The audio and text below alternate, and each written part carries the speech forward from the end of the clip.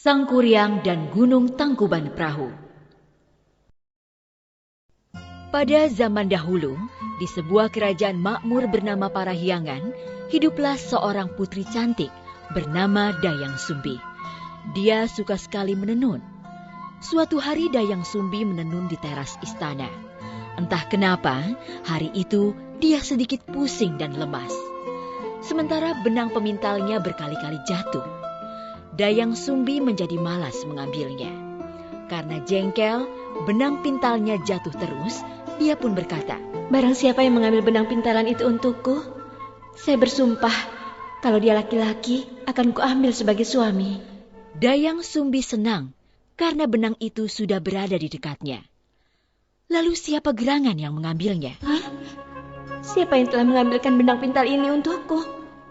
Sepertinya tidak ada orang di sini. Betapa terkejutnya Dayang Sumbi. Karena yang mengambil benang itu adalah si Tumang, anjing kerajaan yang terkenal setia dan sakti. Akulah yang mengambilkan untukmu, Dayang Sumbi. Kamu, Tumang? Berarti kamu akan menjadi suamiku?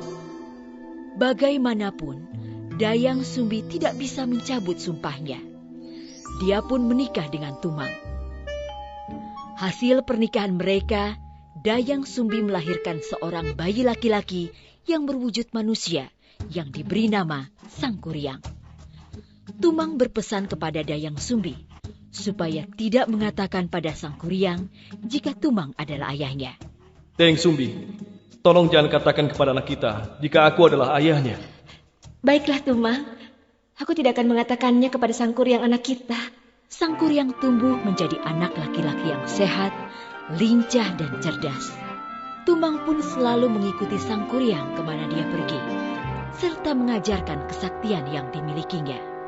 Ayo Tumang, ayo cepat, kejar aku. Iya Sang Kuryang, aku akan mengejarmu.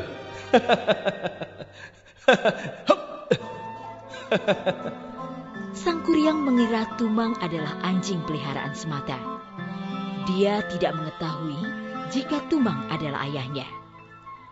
Suatu hari, Dayang Sumbi menyuruh Sang Kuryang berburu binatang untuk pesta di istana. Sang Kuryang anakku, pergilah berburu ke hutan bersama Tumang untuk pesta istana. Baik Ibunda, Sang Kuryang pasti akan mendapatkan hasil buruan yang banyak. Sang Kuryang pun pergi ke hutan ditemani Tumang. Sayangnya, sampai hari gelap, dia tidak mendapatkan hasil. Karena jengkel, akhirnya Sang Kuryang membunuh Tumang dan menyerahkan dagingnya sebagai hasil buruan untuk pesta istana. Dayang Sumbi tidak mengetahui jika daging itu adalah si Tumang. Dia mengira itu daging hasil buruan. Ibunda, ini hasil buruan untuk pesta istana nanti. Wah, terima kasih anakku Sang Kuryang. Setelah pesta usai, Dayang Sumbi menanyakan keberadaan Tumang yang tidak kelihatan di pesta istana.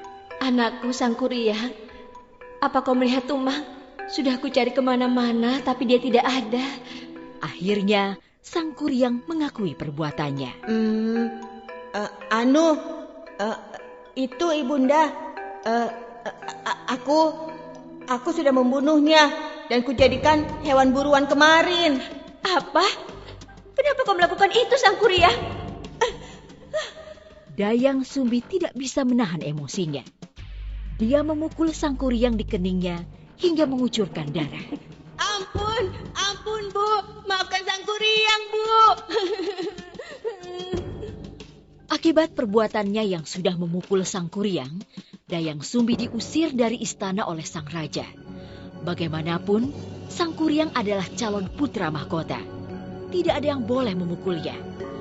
Dayang Sumbi pun akhirnya pergi meninggalkan istana. Waktu pun berlalu.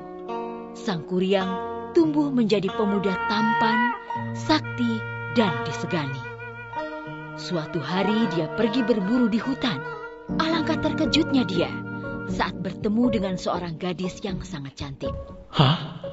Siapa gadis itu? Wajahnya begitu cantik rupawan. Sang Kuryang tidak tahu jika perempuan itu adalah Dayang Sumbi ibunya.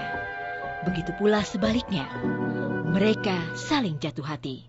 Sang Kuryang tidak berpikir lama untuk melamar Dayang Sumbi. Kemudian Dayang Sumbi menerima lamaran itu. Dia sama sekali tidak mengenal Sang Kuryang yang sudah tumbuh dewasa. Baiklah, aku bersedia menjadi istrimu, wahai pemuda tampan. Namun sebelum hari pernikahan mereka, Dayang Sumbi menemukan bekas luka di kening Sang Kuryang yang sama persis dengan anaknya dulu. Hah? Ya Tuhan, ternyata pemuda ini Sang Kuryang anakku. Luka di keningnya sama seperti dahulu. Dia memang anakku. Dayang Sumbi segera berusaha mencari akal untuk menggagalkan pernikahannya dengan Sang Kuryang. Sang Kuryang, kamu bisa menikahiku, asalkan kamu bisa memenuhi permintaanku. Apa gerangan permintaanmu, wahai gadis cantik? Dayang Sumbi sudah memikirkan syarat itu. Suatu hal yang tidak mungkin dipenuhi oleh Sang Kuryang. Aku ingin kamu mengubah bukit itu menjadi bendungan dan membuat perahu untuk menyusuri bendungan itu. Semua itu harus sudah selesai sebelum fajar menyingsing. Permintaan Dayang Sumbi sungguh berat. Namun Sang Kuryang tidak ingin kehilangan Dayang Sumbi. Baiklah, aku akan mewujudkan semua permintaanmu. Sang Kuryang mengeluarkan seluruh kesaktiannya. Dia mengundang seluruh makhluk halus dan jin untuk membantunya. Kesaktiannya ini dulu diajarkan oleh ayahnya Tumang. Mereka lalu bekerja semalaman menutup sungai dan mata air dengan lumpur dan tanah.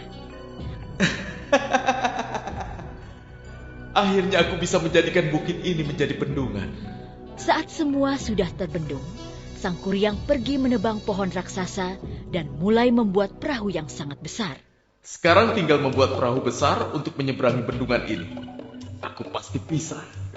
Dayang Sumbi mulai gelisah. Sebab pekerjaan Sang Kuryang hampir selesai. Padahal fajar masih lama. Aduh, bagaimana ini? Aku harus menggagalkan usaha Sang Kuryang sebelum terbit fajar. Dayang Sumbi berdoa dengan khusyuk kepada Tuhan agar usaha Sang Kuryang gagal. Oh Tuhan, bagaimana mungkin aku menikah dengan anakku sendiri? Itu tidak mungkin. Tolonglah percepat fajar datang agar semua makhluk halus itu pergi. Dan tidak ada yang membantu Sang Kuryang menyelesaikan pembuatan perahu besar itu sebelum fajar tiba. Keajaiban pun terjadi. Matahari terbit lebih cepat. Usaha Sang Kuryang pun gagal. Hah? Sudah pagi? Padahal perahu yang aku buat belum selesai. Sang Kuryang sangat marah saat mengetahui jika dia ditipu. Siapa sebenarnya kau ini? Kau sudah menipuku. Tega sekali kamu. Dayang Sumbi menangis mendengar perkataan Sang Kuryang. Bagaimana mungkin aku bisa menikahimu, anakku? Sesungguhnya aku adalah Dayang Sumbi, ibu kandungmu. Sang Kuryang tidak percaya dengan ucapan Dayang Sumbi. Dia marah. Tidak mungkin. Aku tidak percaya semua perkataanmu. Tidak mungkin. Tidak.